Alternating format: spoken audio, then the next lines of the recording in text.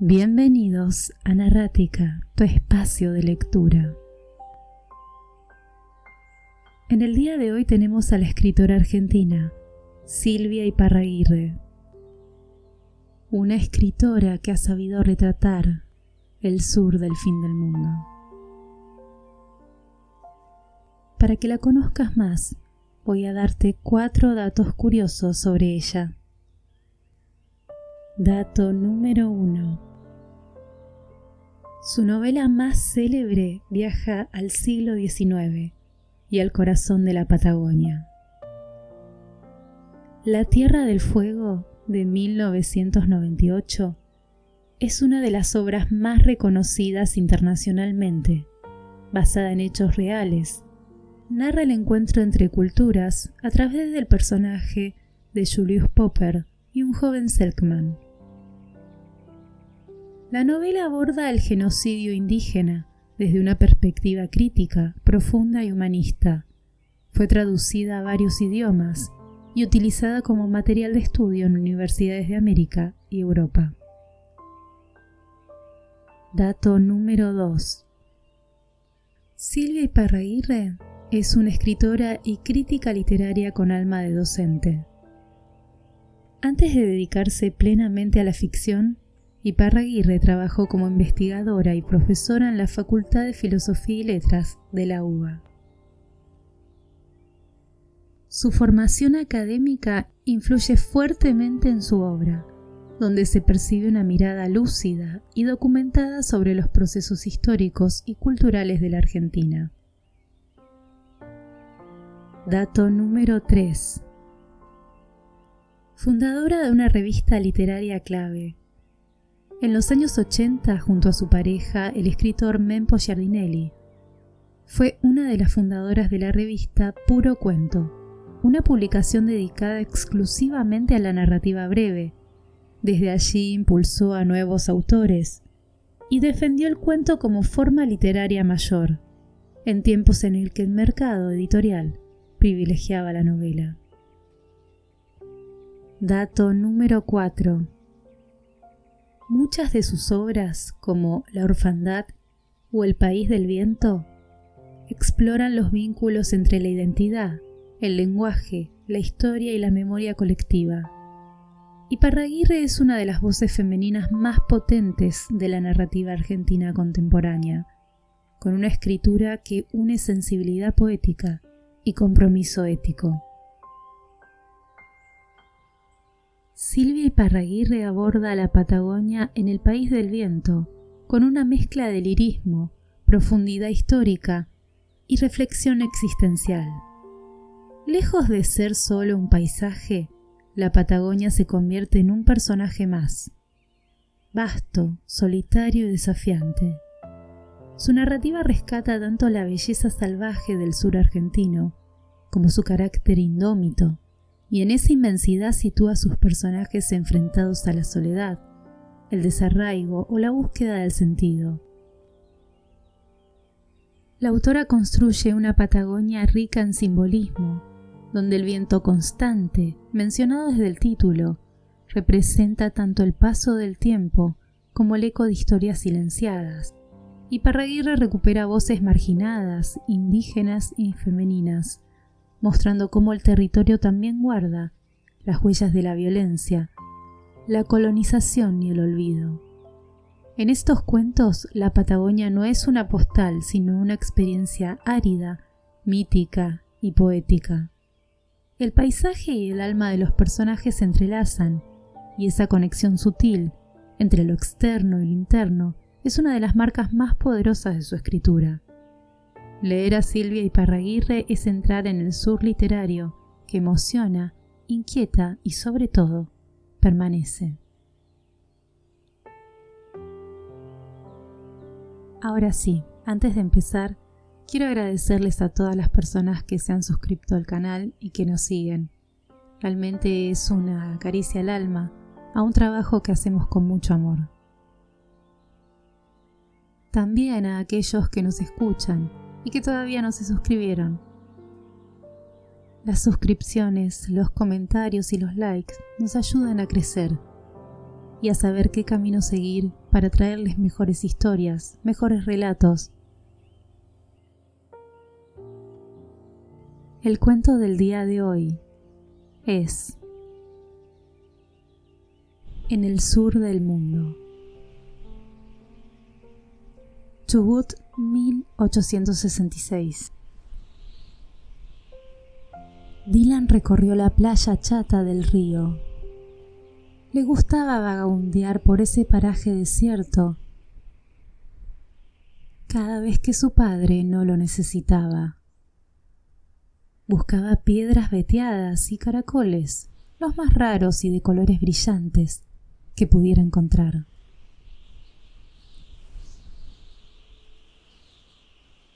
De vez en cuando miraba a su caballo, atado a un matorral, y el humito de alguna chimenea que a lo lejos se deshacía en el aire.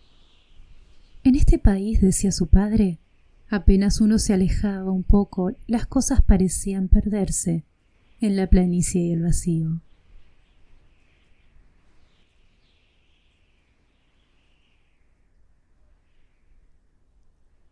El viento le castigaba la cara, volándole el pelo lacio y rubio, pero Dylan ya estaba acostumbrado al viento de la Patagonia. Soplaba desde el otro lado del mar, sin obstáculos, barriendo la superficie del agua y levantando olas enormes que venían a explotar, turbulentas en la costa, a unas 20 millas de allí.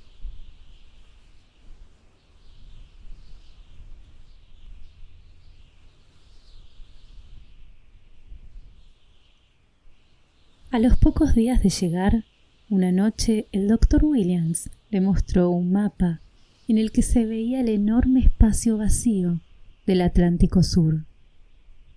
Si salieran navegando hacia el este, dijo, en algún momento tropezarían con Australia. Ese había sido otro de los destinos posibles para él y su familia.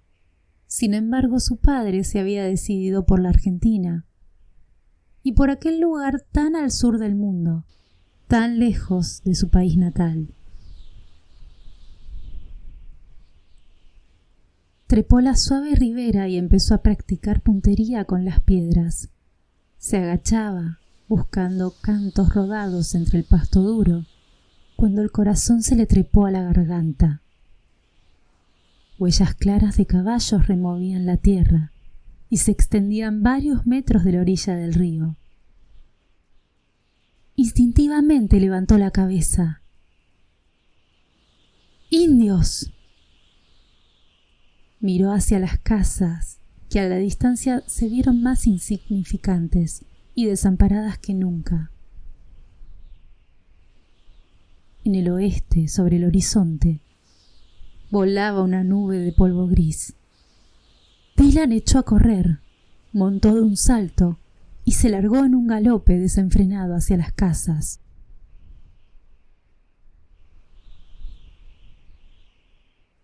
Cuando llegó, lo primero que vio fue a su padre arreglando el techo del cobertizo. ¡Padre! John Hodges se dio vuelta ante el grito de su hijo mayor. Sonreía. Dylan, ¿qué te pasa? ¿Viste un fantasma? ¡Padre! ¡Indios! La cara de su padre se demudó. De inmediato dejó las herramientas en el suelo y lo tomó por los hombros. ¿Dónde? ¿Estás seguro? Huellas de caballos cerca del río, unos 5 o 10. Después van para el oeste. Su padre reflexionó un momento.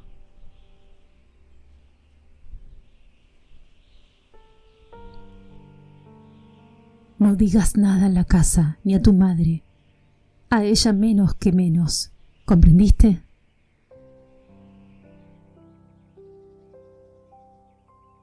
Acongojado por la preocupación de su padre, Dylan solo pudo mover la cabeza asintiendo. Su madre daría a luz en cualquier momento y aquella sería una noticia terrible. Con expresión sombría, su padre miraba al sudoeste. El lugar por donde, según los habían prevenido las autoridades de inmigración en Buenos Aires, podían aparecer aquellos extraños llamados tehuelches. ¿Sería posible que intentaran algo? Sin quitar la mirada del horizonte, su padre habló. Corre al doctor y a solas. Le cuentas lo que has visto. Cuando vuelvas a casa dices que Williams me llama para hablar de algo. Así no inquietamos a tu madre. ¡Corre!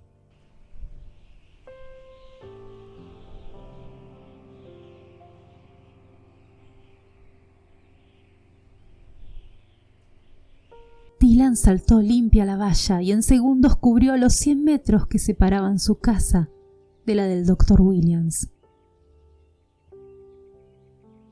Cuando entró, la señorita Jessie se estaba despidiendo. Con una gran sonrisa el doctor le dijo: ¿Qué? ¿Tu madre ya? Dylan dijo que no era eso y siguió al doctor dentro del cuarto que hacía de recibidor, dormitorio y sala de consulta. Atropelladamente dijo lo que su padre le había ordenado.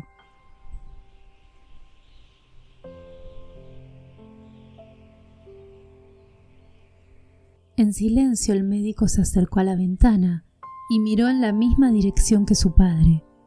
Dylan también miró el paisaje desolado.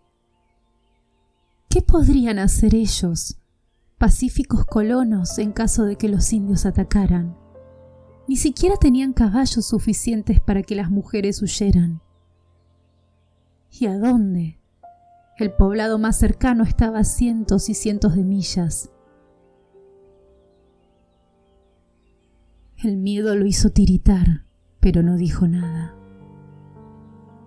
Fue el doctor quien habló.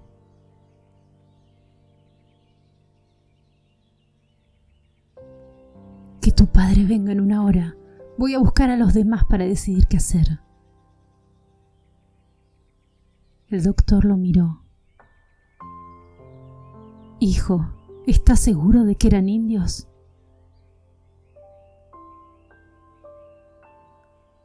Sí, señor, dijo Dylan.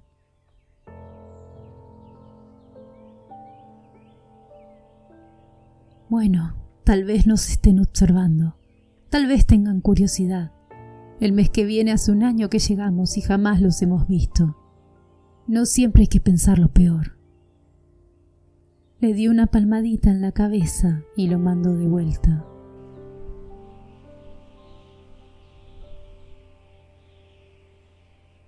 En su casa, su padre cerraba las cercas del corral de las ovejas. Su madre preparaba el té en la enorme cocina de hierro y sus hermanos más chicos jugaban en el piso con la caja de los soldados. Todo estaba igual, pensó Dylan, y sin embargo, todo había cambiado. Su madre giró para alcanzar las tazas de la alacena y su vientre combado se recortó contra la claridad de la ventana.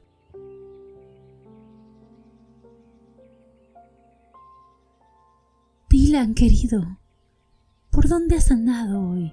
¿Se puede saber? Ya es la hora del té. La sonrisa de su madre era algo especial, tan bondadosa, que a Dylan una punzada le atravesó la boca del estómago. Jamás se quejaba y atendía a todos con una alegría auténtica que le brotaba del corazón.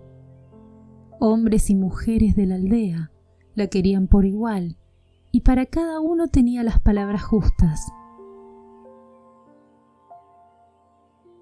Pensó en el nacimiento y con un golpe de pánico fue a lavarse las manos para disimular.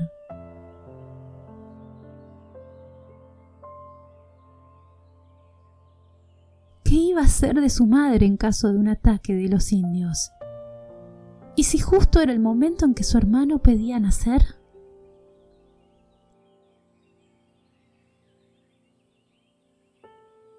Sin duda, su padre y el Dr. Williams y los demás sabrían qué era lo mejor para todos.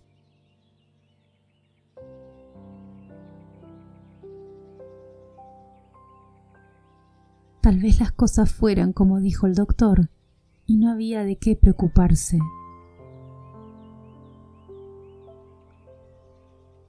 ¿Te pasa algo, Dylan? La cara de su madre se asomaba por el marco de la puerta.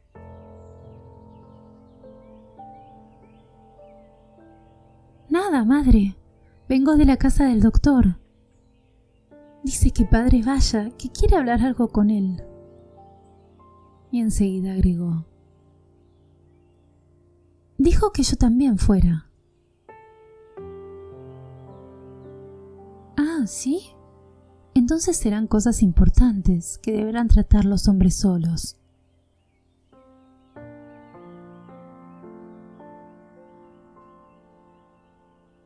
La cara sonriente, cariñosamente irónica de su madre desapareció.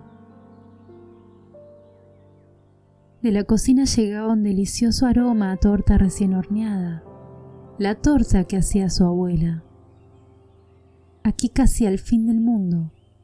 Así le parecía a Dylan por el viaje tan largo que habían emprendido. Su madre y las demás mujeres se afanaban por preservar las viejas costumbres de su país. Un rato después, con un trozo de torta en la mano, Dylan trataba de seguir las grandes zancadas de su padre. En lo del doctor ya estaban los hombres del pueblo reunidos.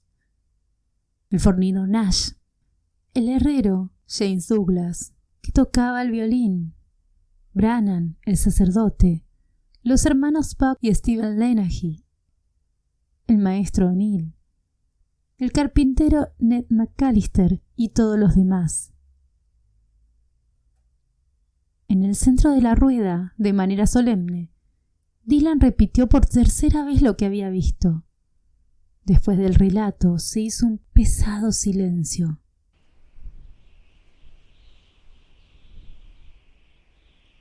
¿Cuántos caballos tenemos? Nash fue el primero en hablar. Hicieron la cuenta interrumpiéndose. La suma había dado 23 caballos. Pero, ¿y las mujeres y los niños pequeños? ¿Y si uno de nosotros va a avisar o a pedir ayuda? ¿Cuánto toma eso en este bendito país? Serían días hasta que llegaran los refuerzos.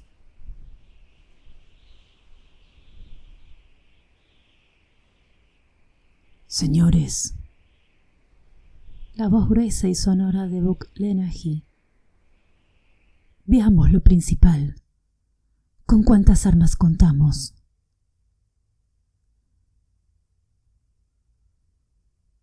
Sí, eso es verdad, coreó el maestro O'Neill. A ver, ¿con qué contamos para defendernos?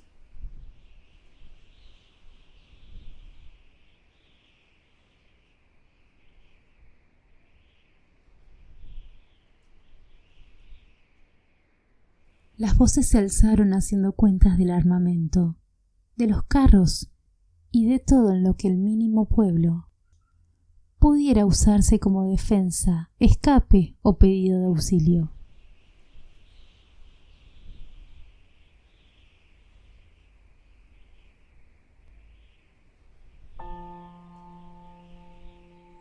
Calma, calma, señores.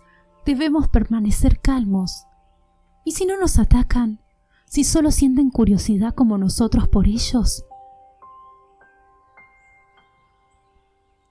¿Si solo tratan de establecer algún contacto, alguna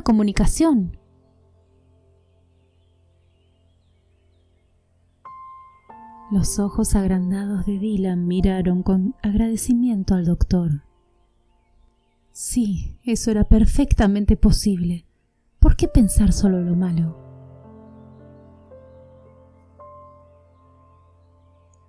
John. Ahora Nash, el herrero, se dirigía a su padre, que con la mirada taciturna clavada en el piso, había seguido las palabras del doctor. ¿Qué dijeron las autoridades de inmigración? ¿Que eran indios sanguinarios? No fue eso. Creo lo que nos dijeron.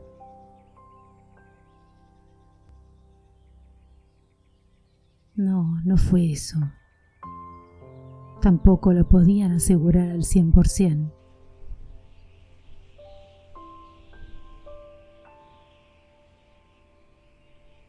El viento del atardecer ululaba en la chimenea, dándole un tono todavía más sombrío a la conversación. Pronto se haría de noche. La voz tranquila de su padre continuó.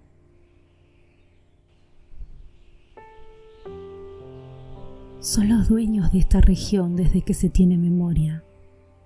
Se han hecho tratados.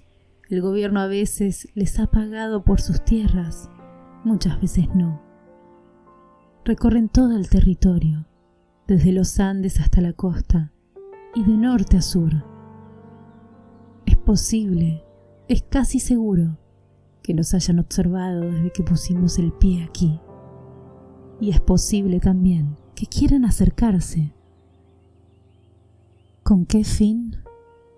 No lo sé. Pero es urgente estar preparados para lo que sea. Esta noche debemos armar una guardia que recorra el perímetro de la aldea. Haremos turnos y todos debemos estar alerta. A la menor alarma reuniremos a las familias en la iglesia y nos encontraremos allí. Por ahora, no alarmemos a las mujeres. Todavía no es necesario decirles nada.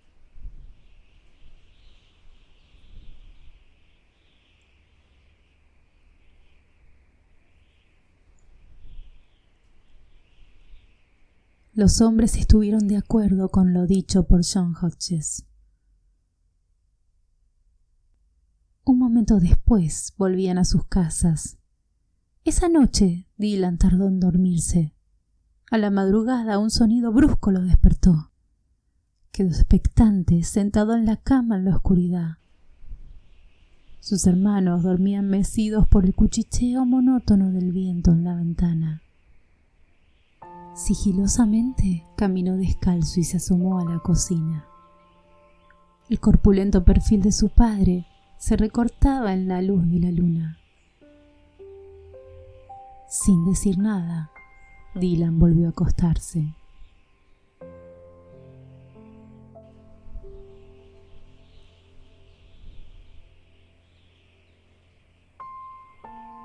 Al día siguiente, los que habían hecho la guardia informaron que nada anormal había sucedido.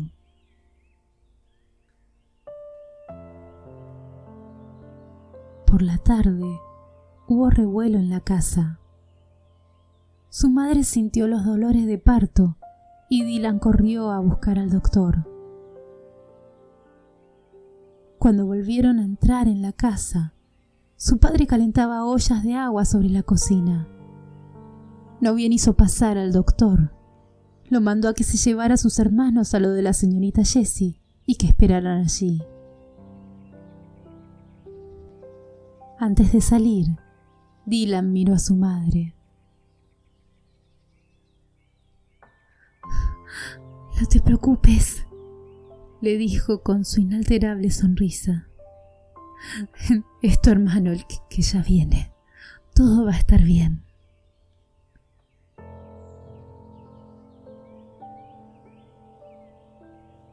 Se quedaron en lo de la señorita Jessie, mientras ella, agitada y nerviosa, corría a ayudar al doctor. Pasó una hora y pasó otra. Dylan se asomaba sin cesar a la ventana. De golpe se abrió la puerta.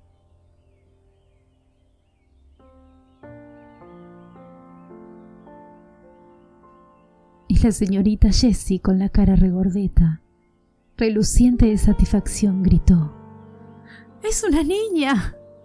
Después de 5 varones, ahora tienes una hermana. Corran a conocerla.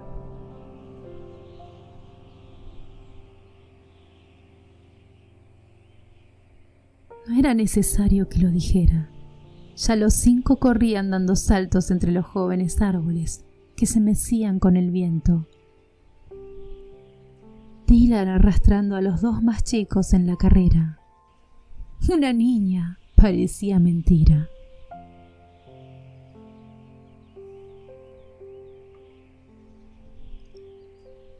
La cara de su madre estaba radiante. Con un gesto los animó a acercarse al pequeño envoltorio que sostenía al costado del cuerpo. Su padre estaba sentado al otro lado de la cama. Atropellándose, la rodearon. Querían ver cómo era, a quién se parecía.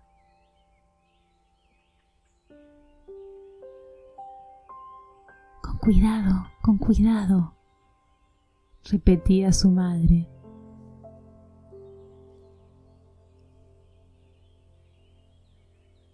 La carita un poco colorada y saludable se veía perfecta entre el lienzo que la envolvía.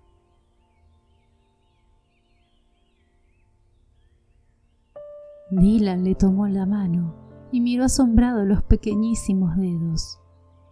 Un rato más tarde el doctor los hizo salir. En la cocina sus hermanos, todavía incrédulos ante el suceso, empezaron a buscar nombres de mujer, cosa que les resultaba del todo extraña y hasta cómica. Dorothy. No, Sally.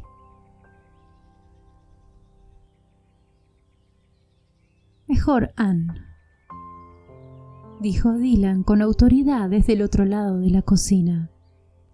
Con sus 12 años se consideraba por encima de esas tonterías, pero sus hermanos le habían contagiado la euforia.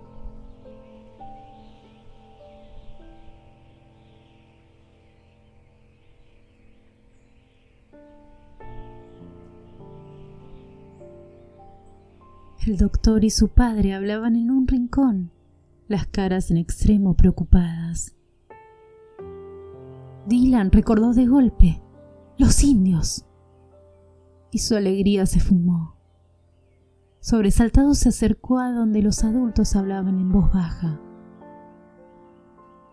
Se reforzaría la guardia, decía su padre. Había luna nueva y podían aprovecharse de la oscuridad.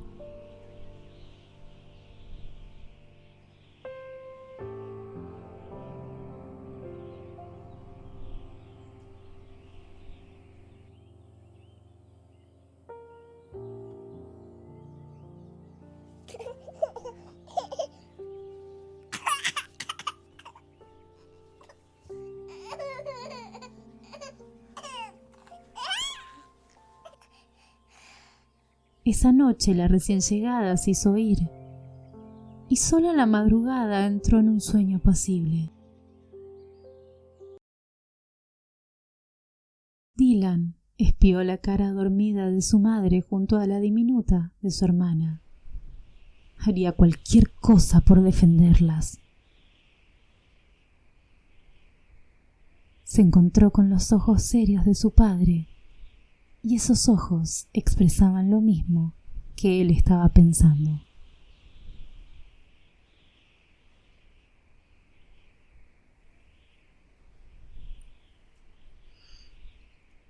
Mary, porque así la habían llamado, crecía, se hacía oír y tomaba su leche como un cordero. Eso decía su madre a las mujeres de la aldea, que cada una a su turno se inclinaron sobre la cuna y desplegaron sobre la mesa los regalos que traían bajo el delantal. un gorro de lana, un chal para el invierno que se avecinaba. Por su parte, los hombres seguían alternándose en las guardias nocturnas, cuidadosamente ocultas a las mujeres. Poco a poco, el puñado de casas aferradas al río Chubut en la vastedad desierta iba recuperando su somnolienta normalidad. Cuando la recién nacida cumplió 3 semanas, por primera vez a Dylan se le ocurrió pensar que tal vez se había equivocado y lo que había visto aquella tarde no eran huellas de caballos, sino de guanacos, los animales típicos de la región.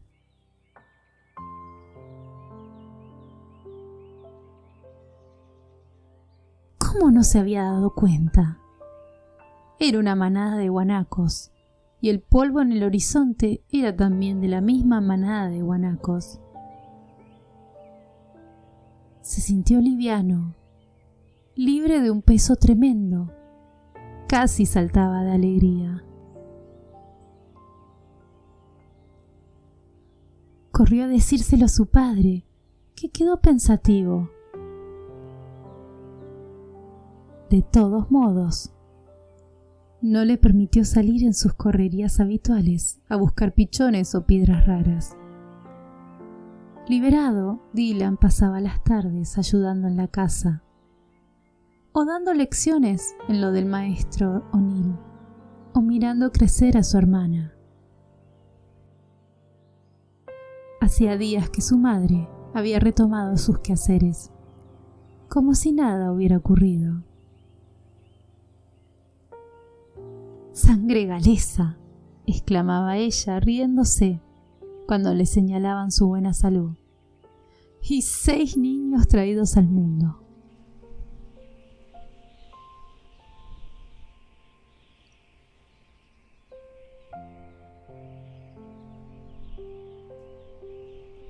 Pero una madrugada de extraña calma en el viento, algo sucedió.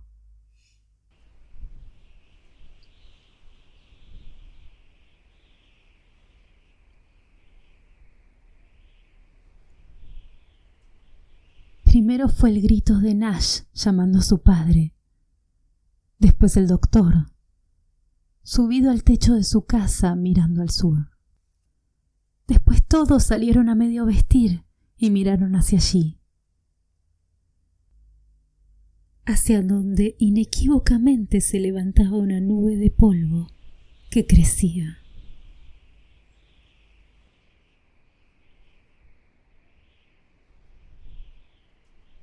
Ante los ojos despavoridos de Dylan, trepado a la parte más alta del cobertizo, comenzaron a verse pequeños puntos negros. Jinetes, muchos cada vez más cerca.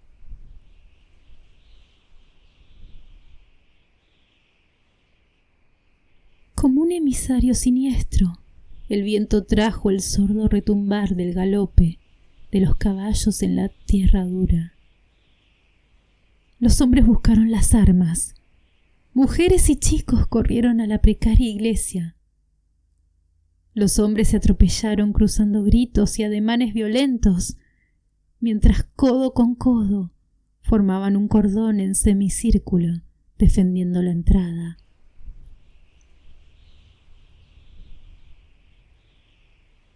Junto a su padre, Dylan los veía venir. Distinguió las lanzas que se elevaban varios metros por encima de las cabezas.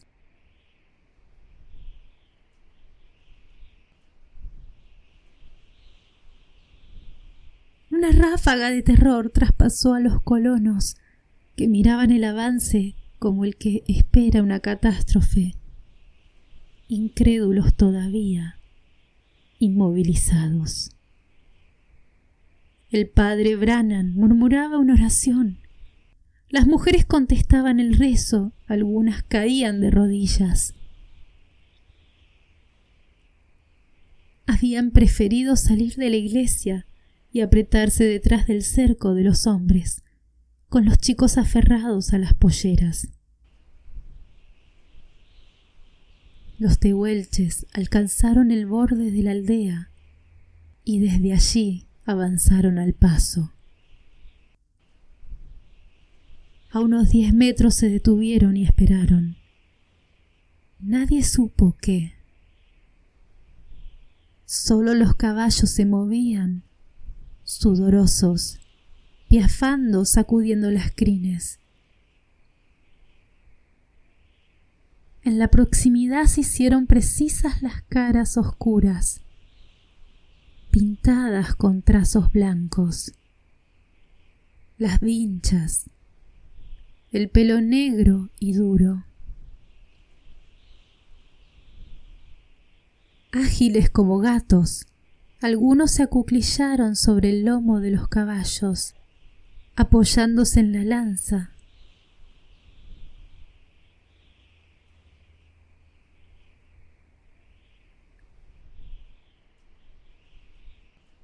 Algo se movió en el fondo, donde empezó a abrirse un espacio y aparecieron los que venían a retaguardia. Eran mujeres y chicos.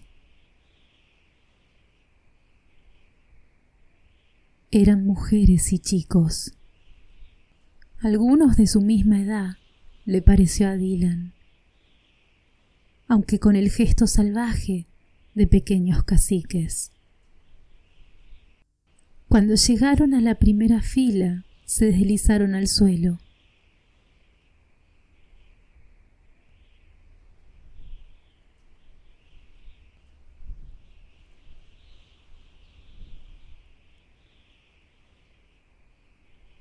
Los ojos hundidos y inexpresivos del hombre viejo, que aparentaba ser el jefe, los miraron de uno en uno, comprobando la facilidad de la presa. Se oyó el sollozo de una mujer pronto sofocado.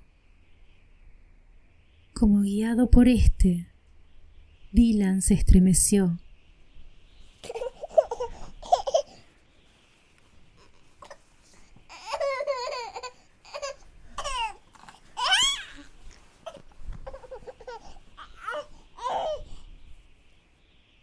Al escuchar el llanto de su hermanita, calmado por los susurros de su madre.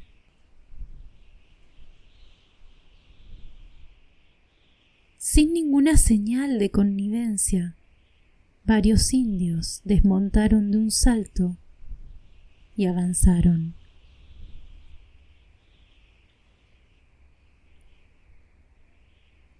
Y avanzaron. Instintivamente, las mujeres se apretaron más contra las espaldas de los hombres, que levantaron los codos y martillaron las armas. Los tehuelches se detuvieron.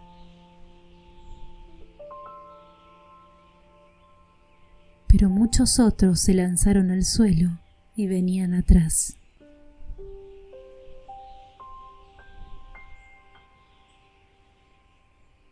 Nadie supo qué iba a pasar. Un pensamiento de espanto paralizó a hombres y mujeres de la aldea. Sería aquello, al fin, una matanza. Ese era el modo, al fin, en que iban a morir, como animales acorralados. En aquella soledad sangrienta y salvaje, degollado por indios tan lejos de su país y de todo.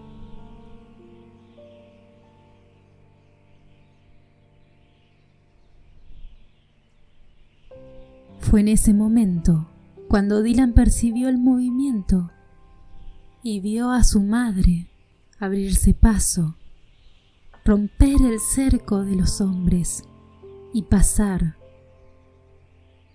y la mano de su padre que se alzaba y le aferraba el brazo pero ella lograba desasirse, y antes de que nadie pudiera impedirlo, sosteniendo a Mary, se adelantaba más.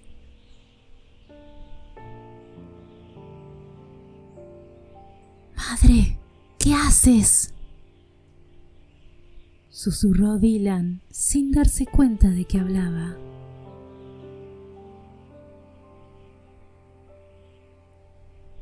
Entonces sucedió aquello que todavía hoy los habitantes del pueblo recuerdan. Ante el estupor general, su madre cruzó el espacio vacío, fue hacia una mujer tehuelche y se detuvo ante ella. La miró fijamente unos segundos. Luego extendió los brazos y le puso a Mary contra el pecho. La mujer le devolvió la mirada y por un momento interminable no hizo nada.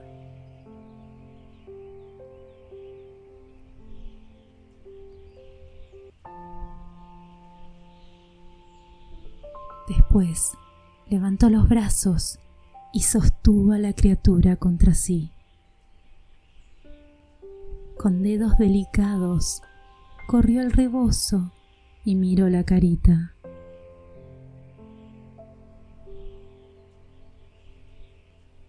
La escena quedó inmóvil. Nadie se movía ni casi respiraba. Solo el delgado y frío viento patagónico iba de una cara a la otra, de un cuerpo a otro, y jugaba con plumas y sombreros de indios y blancos.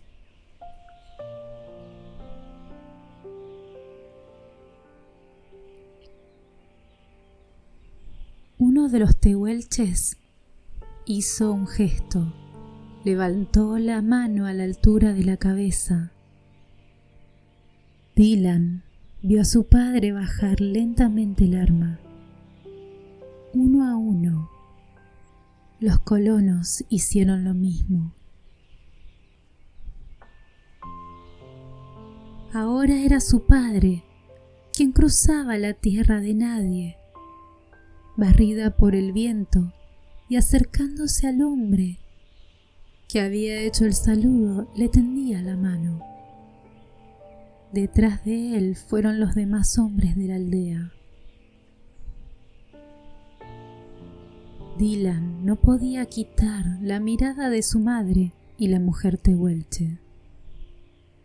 Cuando recuperó el aliento, también él caminó hacia los visitantes con la mano extendida.